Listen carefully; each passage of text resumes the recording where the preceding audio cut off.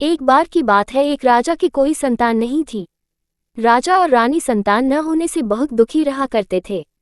एक दिन रानी ने गाज माता से मनोकामना मांगी कि अगर मेरे गर्भ रह जाए तो मैं आपके हलवे की काही करूंगी। गाज माता की कृपा से रानी गर्भवती हो गई। उनके घर एक पुत्र ने जन्म लिया। संयोगवश रानी गाज माता की कड़ाही करना भूल गई और फलस्वरूप गाज माता बहुत ही क्रुद्ध हो गई। एक दिन रानी का पुत्र पालने में सो रहा था। अचानक तेज आंधी आई और पुत्र को पालने सहित उड़ा ले गई। आंधी ने पालने को एक भील भीलनी के घर के बाहर रख दिया। जब भील भीलनी जंगल से लौटकर अपने घर पहुंचे तो दोनों ने अपने घर के बाहर एक पालने में एक बच्चे को सोता हुआ पाया। चूंकि भील भीलनी भी निसंतान थे, दोनों ने ईश्वर का प्रसाद समझकर उसे गोद में उठा लिया और दोनों बहुत प्रसन्न हुए। वहीं एक धोबी भी रहा करता था जो राजा और भील दोनों के यहाँ कपड़े धोता था।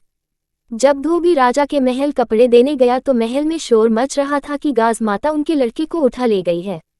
धोबी द्वारा उन्हें बताया गया कि उसने आज एक लड़के को भील भीलनी के घर पालने में सोता हुआ देखा था।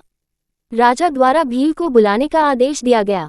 राजा ने भील से कहा कि हम गाज माता का व्रत करते हैं और उन्हीं की कृपा से हमें ये पुत्र हुआ था।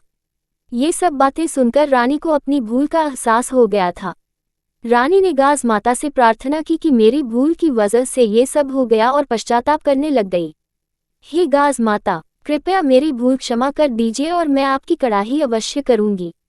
मुझे मेरा पुत्र लौटा दीजिए। गाज माता ने खुश होकर उनका पुत्र लौटा दिया और भील भीलनी को भी मैया ने पुत्र दिया। रानी ने गाज माता का श्रृंगार किया और उसकी देसी घी से हलवे की कड़ाही की। हे गाज माता, जिस प्रकार से आपने भील भीलनी को धन धान्य और पुत्र दिया तथा रानी का पुत्र उसे पुनः लौटा दिया, उसी तरह ही गाज माता सभी को धन दौलत और पुत्र देना।